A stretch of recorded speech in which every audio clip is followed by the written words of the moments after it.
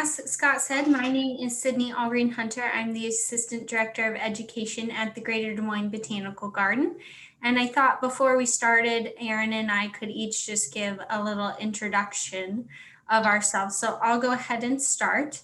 I actually graduated from Iowa State University, so I was happy to see Scott reach out, a fellow Cyclone.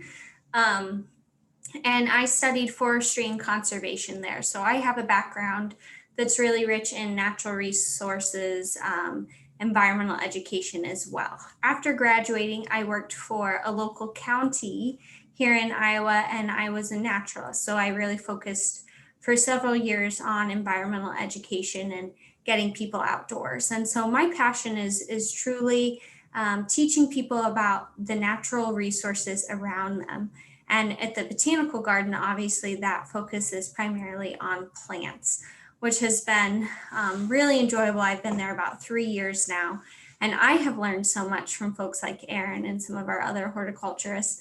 But it's been a joy to connect my kind of native plant knowledge with the horticultural practices that we use at the garden, incorporating those native plants. So I'll turn it over to Aaron for him to introduce himself. Thanks, Sydney. This is fabulous. It's so fun to be able to connect with folks across this platform. This is wonderful. So anyway, hello, Virginia. I did, Sydney, as Scott said, I did grow up in West Virginia. Buchanan, West Virginia is where I grew up. I saw a Spencer, West Virginia sign in earlier. And again, I spent my kindergarten year in Spencer, West Virginia. My mom was a teacher at the high school there. So we moved from Buchanan to Spencer for a couple of years and then back to Buchanan. So again, it's nice to see folks, Virginia, West Virginia area, Dayton, Ohio. So again, welcome. My story, I'm a returning student. I grew up in West Virginia. I went to college for acting, for theater arts at Carnegie Mellon University in Pittsburgh. I spent 10 years as an actor, making my living on theaters, film and stage across the US and in New York and in LA. And met my wife in New York, and she was getting her grad degree at NYU. Her first job after that was in Long Beach, California. So we went out to Long Beach, California. And at the end of a long day, I was always having horticulture as a hobby. At the end of a long day, helping friends put in their front yard, I was like, how do I do this for a living? And it really was just like that. And I looked into local community college, which Long Beach City has a great community college program. I'm connected to Cal Poly Pomona, which is close. And doors just started opening for me since then. I've worked in public horticulture for about 15 years now. We moved to Des Moines for my wife's job again after our son was born about 15 years ago. She teaches at Drake University in Des Moines. And again, I worked at Drake for a while, and I've been with the garden here for about 4 years. It'll be 4 years in August. I started out as a conservatory horticulturist. All my training in Southern California led me right to the conservatory here, and I was grateful. And I was very grateful to be asked to be assistant director about a little 2.5 years ago. So again, it's just lovely to be here sharing. And I welcome you all to us, and hopefully you get a chance to get a little piece of our garden today. And I'll have Sydney start this presentation. So welcome.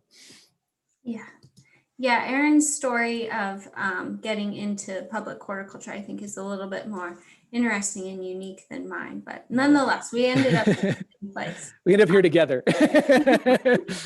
So we'll be presenting together today, obviously, and I'm going to cover kind of just the botanical garden overview, give you a little bit of background so you can kind of have a sense of what the Greater Des Moines Botanical Garden is or who we are. And then we really want to focus most of our time on our different garden spaces and give you time to ask questions about those, which is where I think his plant background will be most useful for us today. So let's go ahead and get started. Just a quick timeline for you. Our garden, I feel, is unique because we've always had a very strong connection and relationship with our community, and that's the whole reason why we actually exist. So in 1929, a bunch of community members just came together and said, we really think Des Moines needs a top-of-the-line horticulture facility, some kind of garden space. But it took them 30 years to get really the momentum and the funding to build it. And in 1969, the Friends of the Des Moines Botanical Gardens Center, a nonprofit organization, was formed. And finally, 10 years later, in 1979, our building opened. And it's gone through some transitions. So for a while, around 2004 to 2013, we were actually managed by our local water utility called Des Moines Waterworks. And they have some horticulture staff on, but it's really, you know, their main objective is getting the city and other local residential folks water and not public horticulture.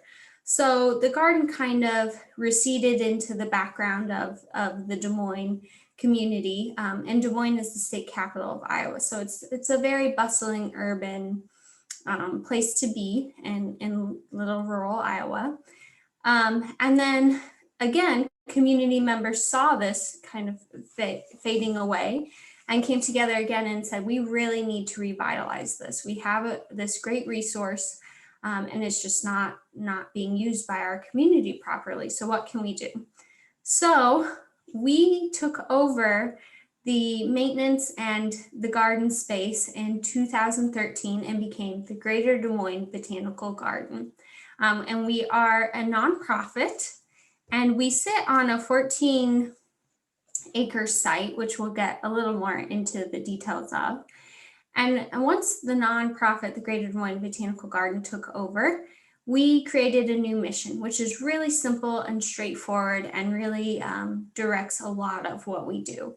It's simply exploring, explaining, and celebrating the world of plants. So you can see one of our beautiful outdoor garden spaces there with the Des Moines skyline in the background and the conservatory that Erin is so fond of. And I wanted to include this picture just to give you kind of a sense in your mind of what our garden currently looks like and what our facility looks like. So we are a vibrant urban garden. We're right in the middle of downtown. The Capitol building is just south of us. We're near a historic neighborhood and bustling small business district called the East Village. We're really close to some of our bigger businesses downtown. And we're right on the Des Moines River, right next to a very popular bike trail. So it's always bustling around us. In fact, it keeps us very, very busy.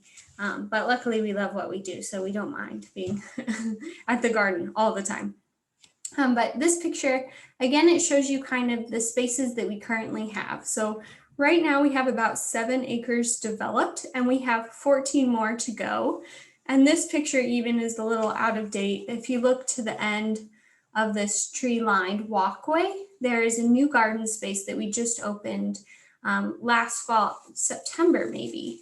And we'll tell you a little bit more about that space, but you can kind of picture now where our garden is situated and what it's like around us. And we are in public horticulture, so our garden's open to anyone who wants to come. And of course, horticulture and our mission are at the center of that. But we have a lot of other areas that are very important and keep our garden thriving. So we have a great membership base that is continuing to grow. I was telling Scott a little bit before we got started that our volunteers are just a major part of who we are and how we get work done, and we so appreciate them. In fact, I think we have enough volunteer hours every year to equal about 7 full-time staff. So they really are a huge part of what makes the garden unique. And then of course we have a great group of donors who support our classes and our horticulture programming and new gardens that are coming online. We have venue rental space, we have a wonderful cafe on site, and a garden gift shop. So if you ever do make it to Iowa for a visit, we've got kind of a one-stop shop. You can eat, you can tour, you can take a break, you can shop right here at the Des Moines Botanical Garden. So like I said, I didn't want to spend too much time on that, but we really want to get into our garden spaces and collections because I really do feel that the Botanical Garden, the Greater Des Moines Botanical Garden, is kind of a hidden gem for many people in Des Moines and in the Midwest. So I'm gonna let Erin take over here and kind of give us most of the explanation, but I'll I'll add in if I feel necessary. Yeah, please. Again, hello everybody. Just again, it's nice for me to be able to be here and share this this garden with y'all. No, I want to, before we get into the conservatory real quick, I just want to give a quick. This is my little spiel about how I really literally fell in love with this garden. And again, Sydney's probably heard this story a number of times. I like to share it as a, my reintroduction with the space here in Des Moines, because as she said, it changed hands from Waterworks to the city. To us about 2013, and there was a big construction phase before that. And I had originally come to the garden after we moved from California in 2006.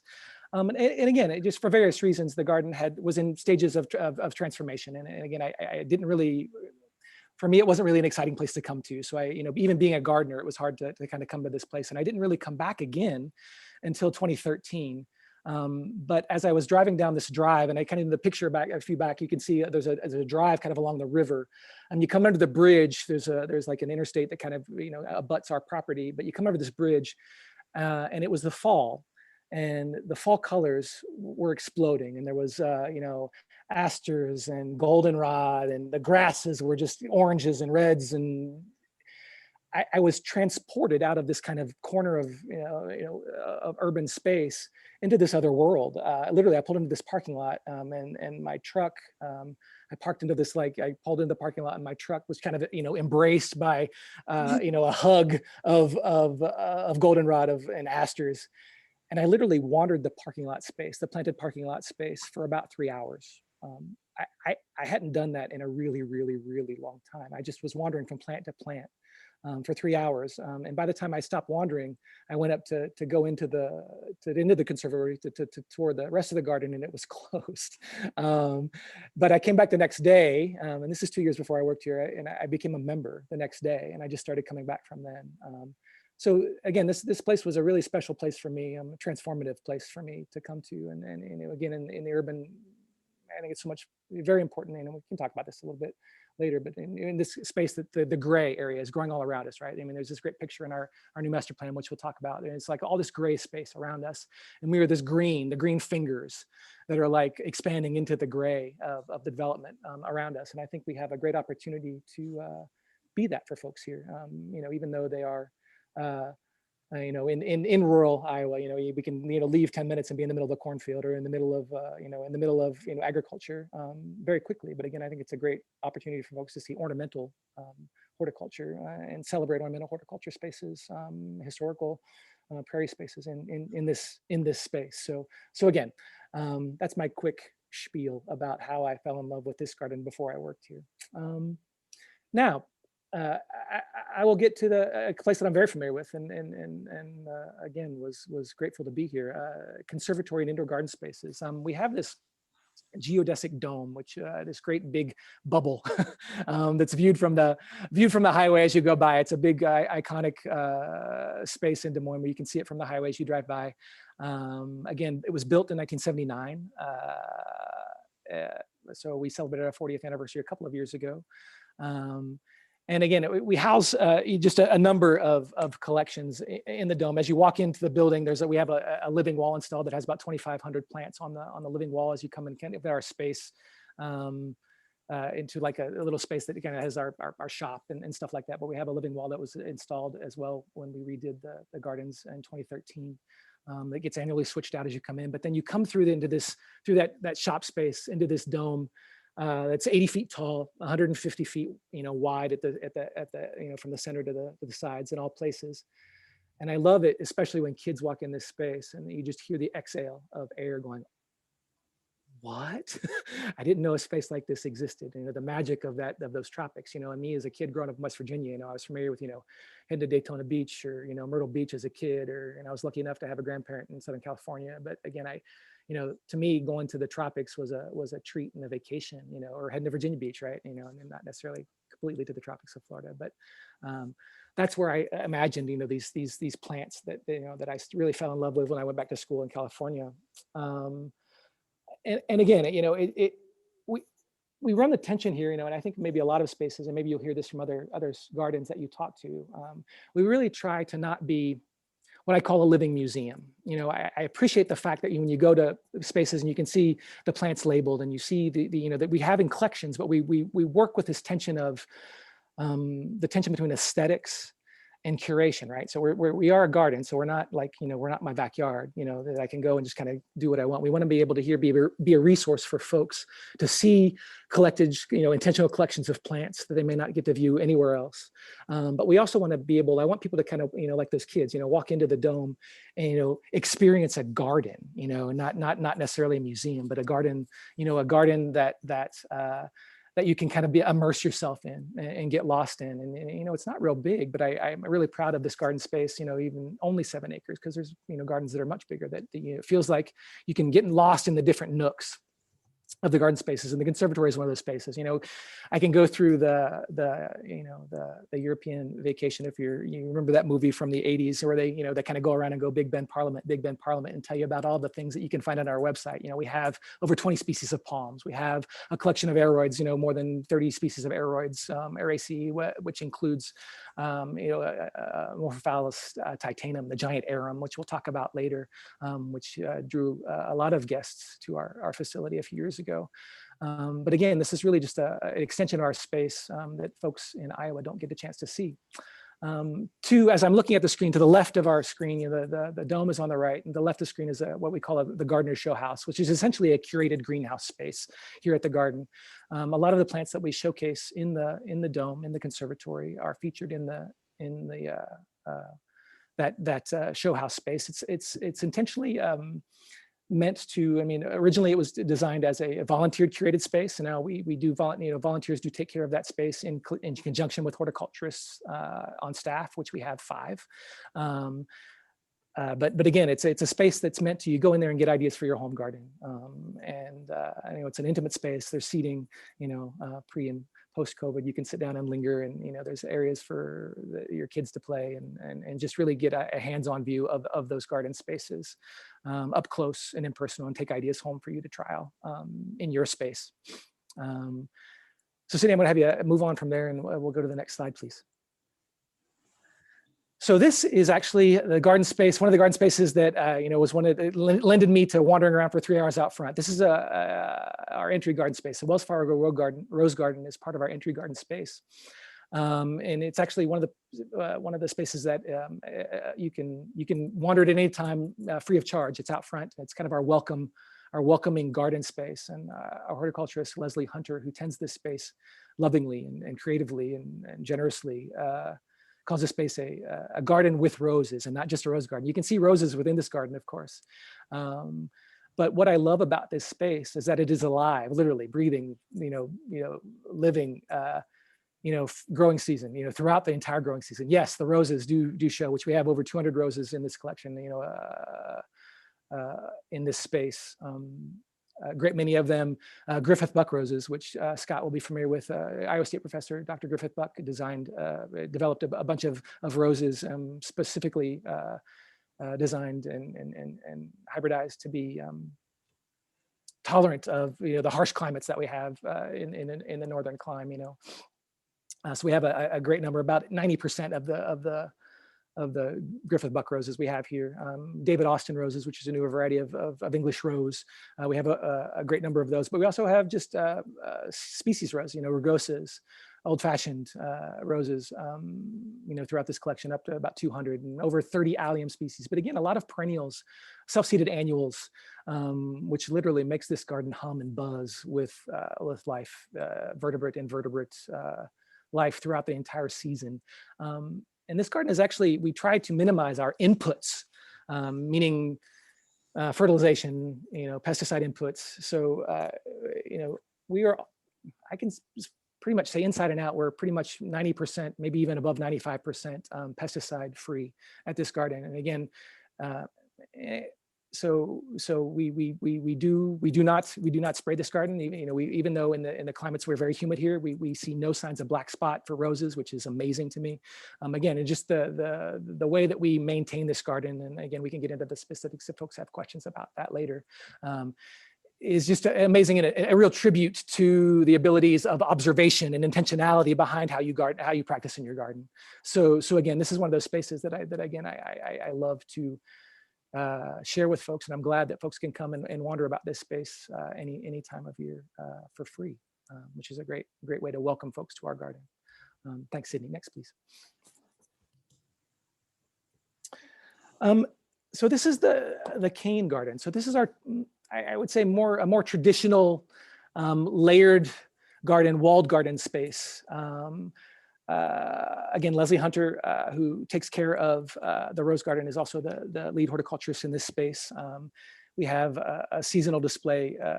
You know, the wall is, if you're looking at the screen, you kind of see the wall in the background, and that is a space that we, you know, behind the perennial display, herbaceous perennial display, we change out. And so we have a seasonal exchange of over 10,000 tulips, bulbs that they put in and out in different spaces. And that's one of those spaces that we do change out every year. And then we'll do a seasonal display behind that. But again, this is mainly the space where we get to experiment with layering and perennial garden spaces. Doug Hare was our landscape architect that helped us redesign the space and did the site master plan for the original redesign in 2013.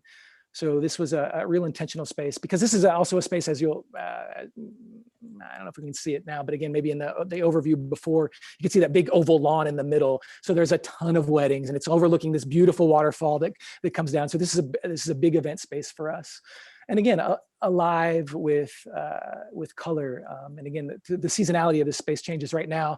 Again, in all the garden spaces, you know, right now we've just amazingly, at the end of March, are coming to the end of, you know, Galanthus, snowdrops, and early dwarf iris, and all those early songs that start to sing at us. You know, with that, when the song of spring starts as a whisper, right, and it becomes a roar. So those are starting to, those early bulbs are starting to wane, and the narcissus and tulips are starting to peak, and hyacinths and all those lovely things. We're going to start breaking magnolias and red buds.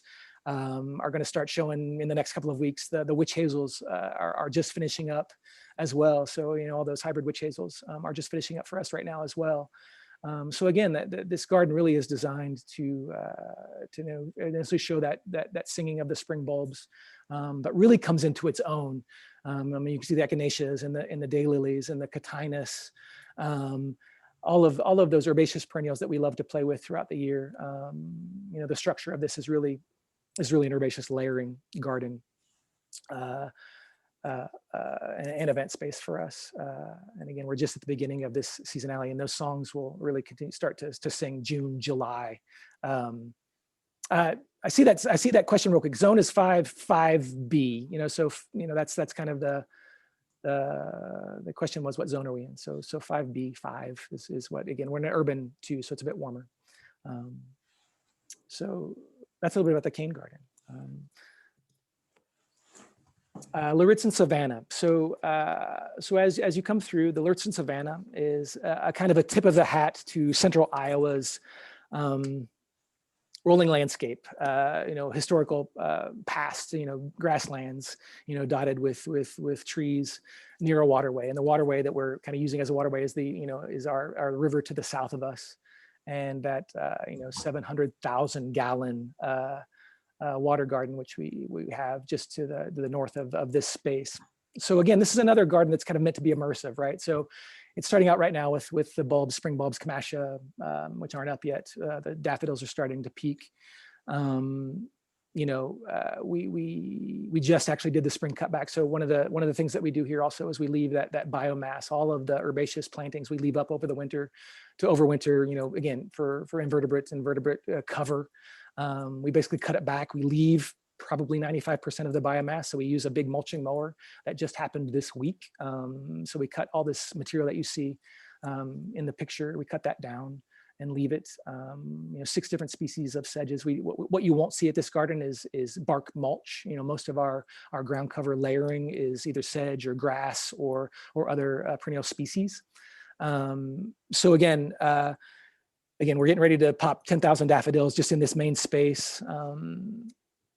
Again, this garden really starts to sing in the fall. You know, this is mainly those grasses and and perennial garden spaces and the trees. We have 6 different species of oaks, and this garden will change over the years. It goes from the savanna grassland species, and I think in 20 years from now, 25 years from now, those 6 or 8 oaks, from red oak to chinkapin oak to bur oak, that are planted throughout these spaces will really change this garden space. And I'm curious, as I come back with maybe grandchildren someday, or as I come back and visit this garden as I get older, as I approach my 50th year around the sun this summer, as I come back and tour this garden, 20, 25, 30 years from now, it'll be a very different space, to that open savanna, to a more maybe a secluded space, or a woodland edge planting, later. So I'm really curious about this garden space as it evolves. There's willows and alders in this space to take advantage of more kind of like, again, wetland edge ecotone in this space. So yeah, that's a little bit about the savanna. The Dorothy and Max Rutledge Conifer Garden. Again, so this garden space really comes about from a development of a dry garden, so a gravel garden. This is the gravel garden space. One of our, for a smaller space in our collection, has one of the most diverse amount of plants in the collection. So it's meant to and then what a gravel garden is, somebody may be familiar with Bachado or Kassenschmidt in Europe. Essentially, our gravel garden is 5 to 6 inches of essentially pea gravel on top of just our boggy, our clay mass. And the reason for that is because a lot of these species are meant to step, semi-arid, xeriscape designed, and for those type of plants to withstand. So there's not a lot of manual weeding in these spaces, because it's meant to, like, the weed seed that will pop up will be either burnt out because it'll be so hot and not friendly to those kind of species in this gravel garden environment, to outcompete. So those perennials will outcompete those weed species in this garden space. So we just have to make sure we clear the debris, at the edges of the season, spring and fall, so we don't have a degree of biomass that comes up. But again, this is a great collection of over 20 different kinds of dwarf conifers for structure in the winter, and it's lovely in the winter. I wasn't really a fan of dwarf conifers when I first got this garden. I'll be honest, I never really got it. I was also never really a fan of variegated conifer species. I was like, why is that plant sick? So that's my little prejudice about conifers and dwarf conifers. But as we got into the species here and seeing the snow, light on these in the wintertime, really gave me an appreciation for these plants, and in this season, to give it that structure that I really appreciate, to have all these herbaceous plants around it, to get through the season. So again, we're doing right now also, we have the savanna, and then this garden is tended by what we call our ecological horticulturist here, Ryan Drake, and we're in the process right now of beginning of what we call our native annual project. And last year it was started to try out some native annuals, not like your traditional bedding plants, but like to have some native annuals endemic to this region, Illinois, North and South Dakota, Nebraska, Missouri, to see if we can get some of these more, not typical annual plants that will tend to reseed themselves. And again, we're just trying to get some of these plants tested in our garden, show some of those results, which are just beginning, and maybe get some of these plants more familiarized with gardeners in our region. So that's one of our goals, as we go look at, next 2, 3, 5 years, to try to get some of these species of plants, some of the grass species and native annual species, salvias and echinops, monardas, into hands of gardeners in the region to try and play with in their own gardens. And that's a great goal for us. So again, it's another right now. Again, the dwarf iris have just stopped, and the species tulips are just starting to poke their snouts up out of the gravel. And again, that's just kind of what's going on in this garden. So right now, next space, please, Sydney. The hillside garden. This is one of the areas that I tend, and again, I remember kind of, it's not to be compared with the Smokies and the Appalachians of where I grew up in Central West Virginia, and the hillsides and the hills and valleys that you're familiar with. But this is endemic kind of to an Ozark Arkansas, north, also for us, kind of northeastern Iowa ecotype here. And again, right now, this garden is coming alive with bulbs and dwarf irises stopping, and now we have Virginia bluebells and all those things. And again, red buds is one of our collections, and one of our collections that we're getting our arms around right now for this part, and one of our big collections here at the garden is witch hazels. So we just have a collection of witch hazels in this garden. And again, this is just an ecotone garden where we're trying to experiment with how that woodland edge and open areas on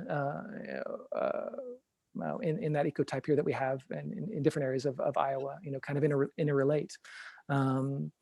So again, this is one of the last developed gardens of the 2013 redo. So we're still kind of in process with this garden. So what's exciting for me right now is last year we've kind of developed the biomass. You see a lot of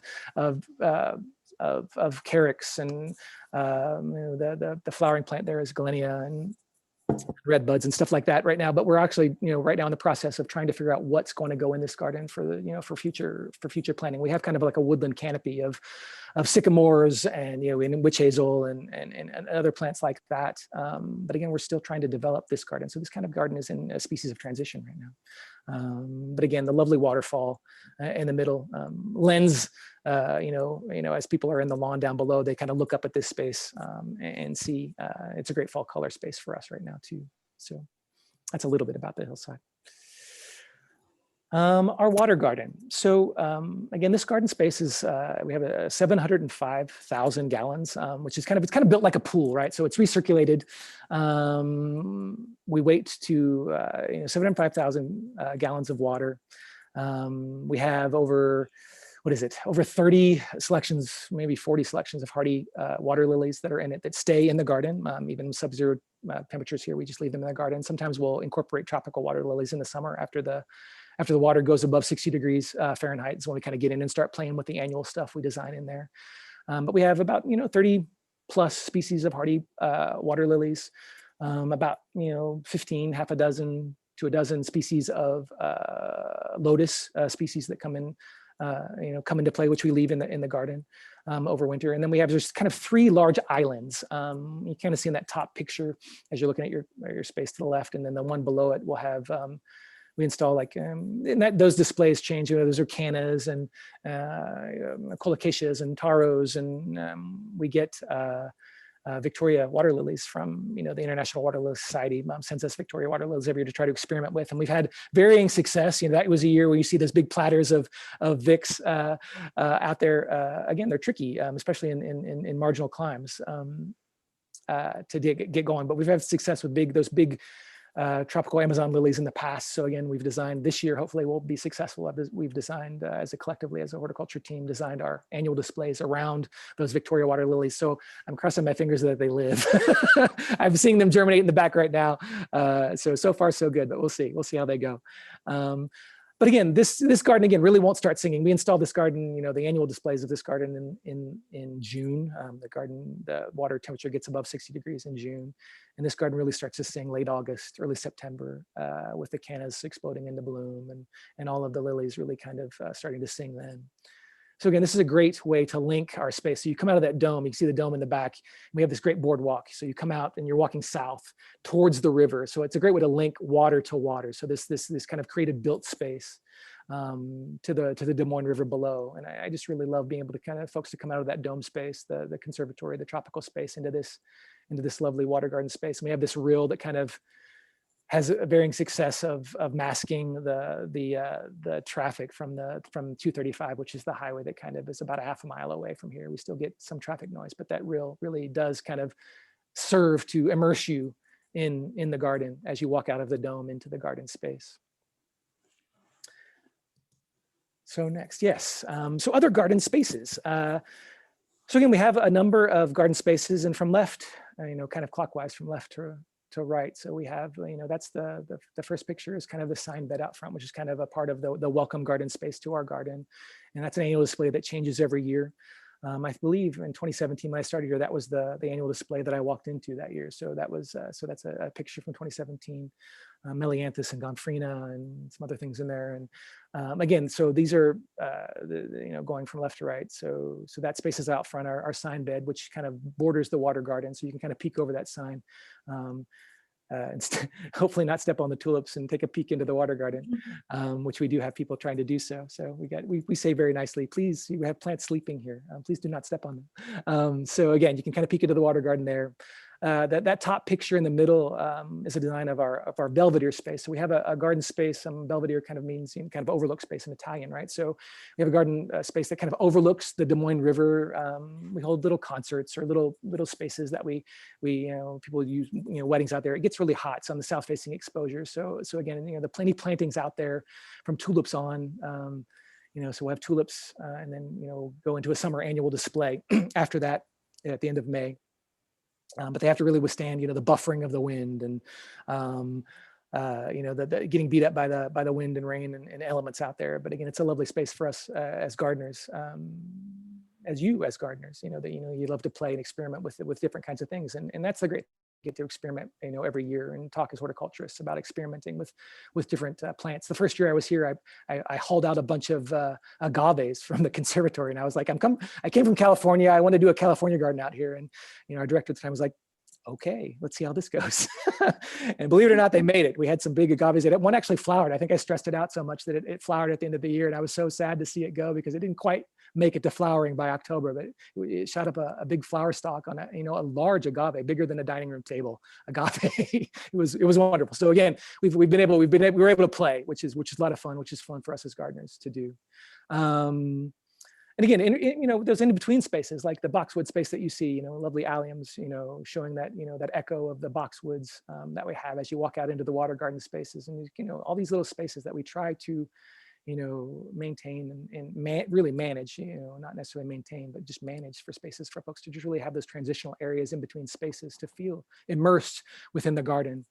And that last space, that last picture, kind of right in the bottom center, Kelly Norris, our previous director, growing up, he convinced his parents to buy a farm when he was about 12 or 13. And he's like, I want to grow irises. And then he wrote a book on irises. This was a kind of a little homage to his irises. So there are 2,000 bearded irises under these, these State Street maples along this alley as you're walking to one of our new garden spaces.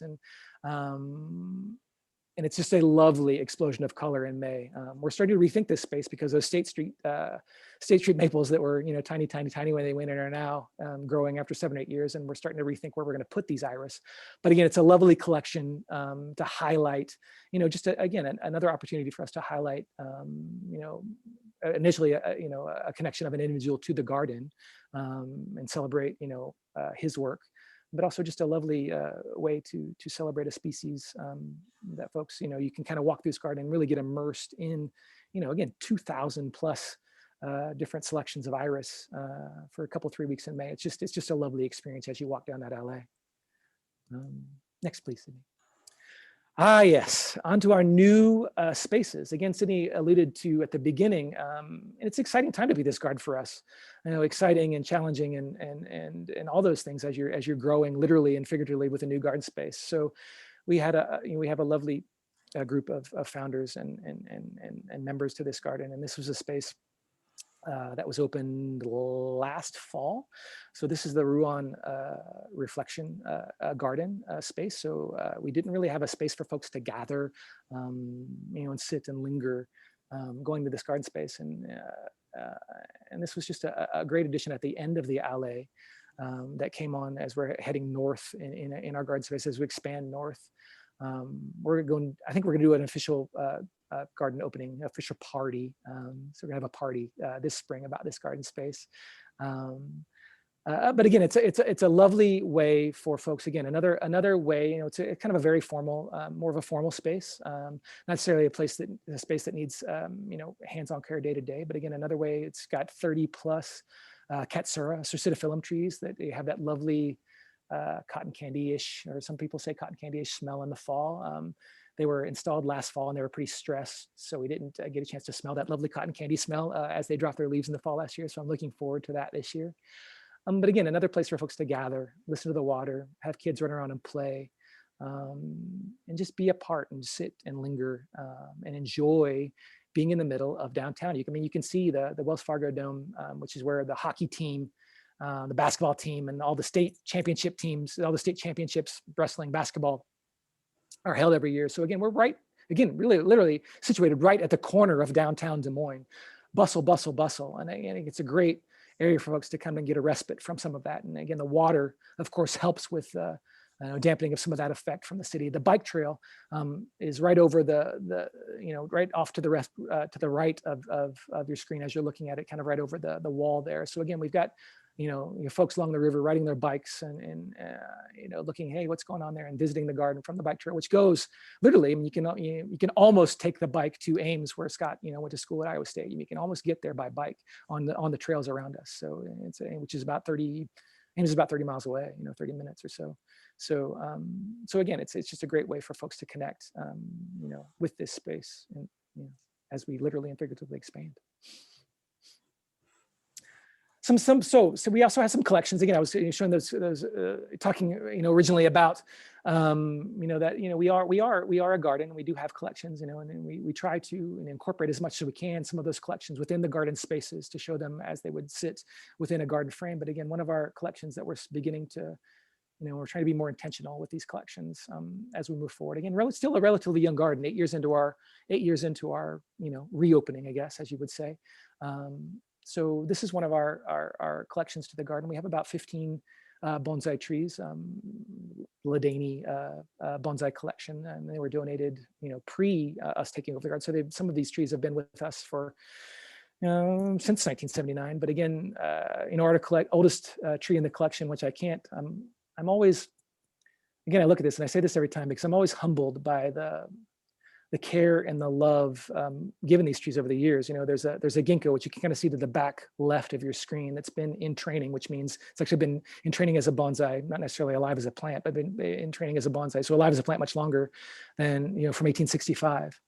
1865, I mean, that's Civil War times. And I can't quite wrap my head around the intentionality and care given this tree over the generations by, a number of gardeners. My first experience when I went back to school, horticulture in my 30s, my training really started. I got an internship at the Earl Burns Miller Japanese garden at Long Beach State, and we had some ueki, an ueki club, which is a tree pruning club. Most of the members were culturally Japanese American. They would come yearly, and literally some of these trees, individual trees were passed on. And I'm not saying we don't do this here, but again, the care of these trees have been passed on generation to generation. But some of those trees were passed on from grandfather, to grandson, son, grandson, grandchildren. And again, that's one of those things, the stories of gardening that I just love to kind of try to wrap my arms around and share. What I think is just what, makes us, across the time, across the night, especially now with virtually, we can share these stories, all over the world. And I think that's, brings us closer together, even as we are maybe more physically apart. And I just love to be able to tell those stories. And some of those stories are hidden and secret, right?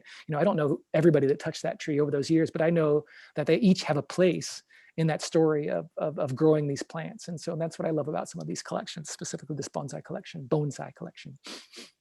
Thanks, Sydney. So here, just briefly, I know we're kind of, again, we're at 13 minutes to 2, so I don't want to keep rambling because I am wont to ramble. I'll get on a roll. So I'll chat all day about plants, especially. So we had this Amorphophallus, this Titanarum, or corpse plant, stink plant, whatever you want to call it. It smells bad when it blooms, and typically blooms, again, not typically, atypically. You don't really know. We kind of guess every We've heard 3, 5, 6, 7 years, but again, it really, this is a plant from Indonesia, Sumatra.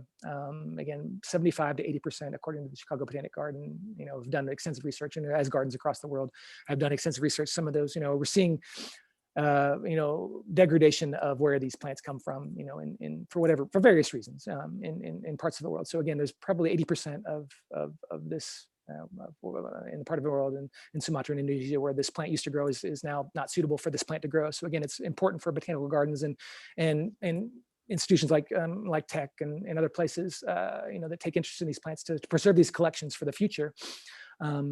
so we were fortunate enough to get a quorum in 2013. Our director of education at the time, Whitney Bama, came back from the Huntington Gardens in California with a quorum of what now we affectionately call Carrie, which was, it was a little, so there's the pictures of the quorum, and in July of 2017, the week I got hired, it was getting ready to bloom. So these are some pictures of our thing. But again, what's so interesting about this for me is that we literally had people lined up at the door to see this plant, right? So again, we could go into, talk about, what this plant is, and I'm happy to answer questions specifically about this plant, but we had people out the door to see this really smelly, stinky plant. And literally the plant smells like death, or old socks, like lots of old socks, or an old dumpster or whatever. And, we were able to educate and share and talk about horticulture with people that visit us from really all over the country, and get people stoked about this plant. And we were able to collect, eventually the horticulturist at the time taking care of the collections, Derek Carwood, was able to collect, I believe, about 100 seeds off this plant. We pollinated this plant from pollen that we were able to receive from a private donor in Missouri, pollinated the plant, collected the seed, and we're able, and still are, sharing plants and seed with people as far away as Argentina and other botanical collections, really across the globe, which is, again, I think what, a big part of what we're about as a garden is to be able to share these lovely things with others, whether it be knowledge or actually plants. So again, that was a great time for us. I missed the stink, but I'm looking forward to it. We're looking forward to bloom. It's so 2017. We're looking maybe next summer or the summer after, depending. So again, we'll see, and maybe we'll again, if you follow us or able to come out to Des Moines, maybe at that time, follow us on the web and see if we're blooming at the time you may be coming through, and you can come get a smell. On the horizon, I'm gonna get a quick drink of water. I don't know, Sydney, I've been chatting. You want to just kind of chime in about this, and I can kind of. Yeah.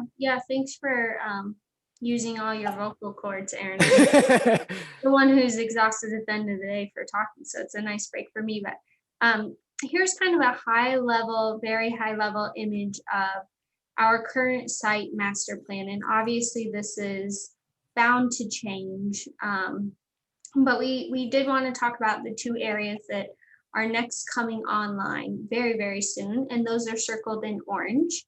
So one is, you saw our newest garden space, the Rouen Reflection Garden, with that fountain in the center, and it'll be just to the north of that. This is a dry meadow that we're currently working on and getting the final plans for, and hoping construction will start this summer, and then we'll plant and seed, and Aaron can go into the specifics on what will be included there. But that's our dry meadow. It's coming online.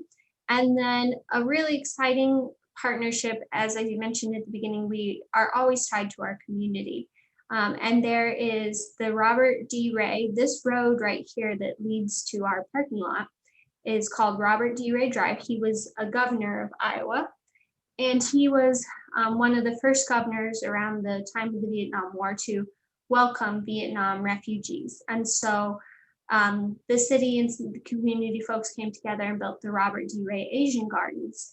And we will actually be expanding those gardens and kind of taking over management of them. And Aaron has been a really integral part of that with his background. Yeah, it's a great way for me to kind of circle back to where I started my career at the Japanese garden. Yeah. It's a community of 5 Asian communities here that are kind of really celebrated in this garden. So it's a great way for me to kind of participate again in that kind of culturally and gardening. So yeah.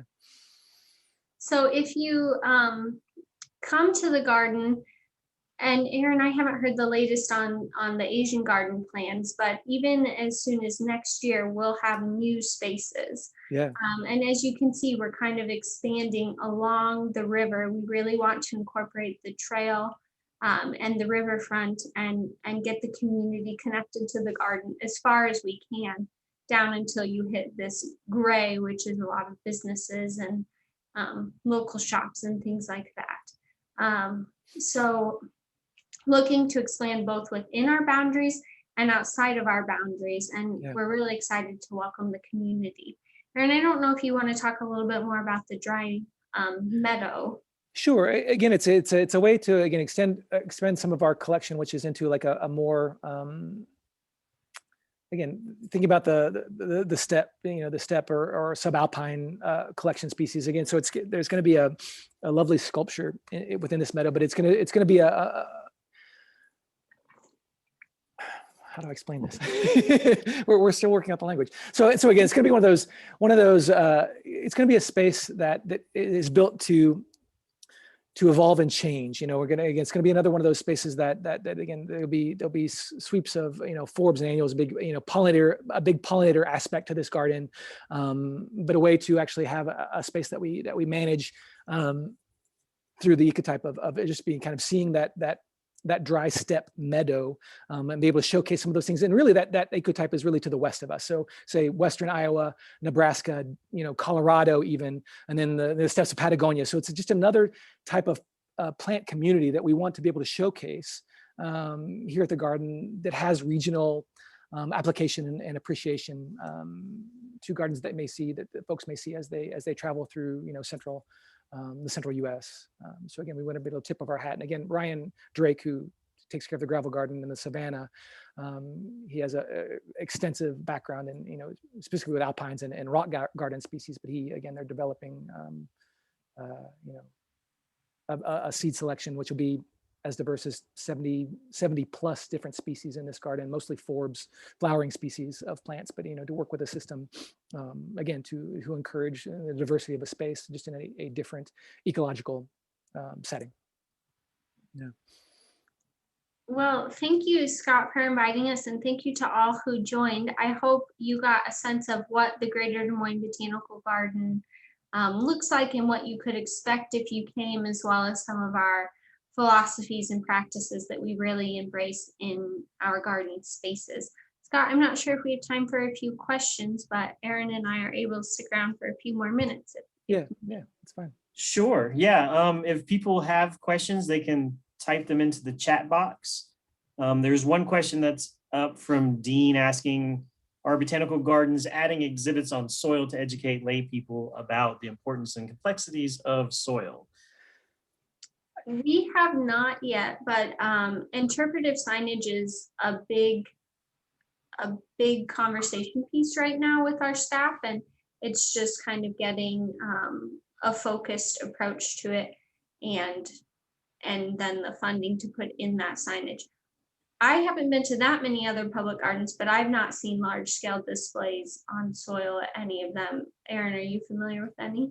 I've seen like exhibits, for example, like temporary exhibits. Again, I think this will be an opportunity as we build north into this more of the hill as it comes down into the watershed. Really, I mean, it's a watershed that kind of grows from above us down towards the river. I think this is part of the ongoing conversation for the next phase of our site master plan to incorporate learning around that. Really, as I know, just to the east of that dry meadow space, there's going to be like a swale garden. So again, talking about how that water runs off from the hill that's above us, which it's actually a concern for us right now, as it washes out a lot of our pathways going up to that hill garden that we're in development right now.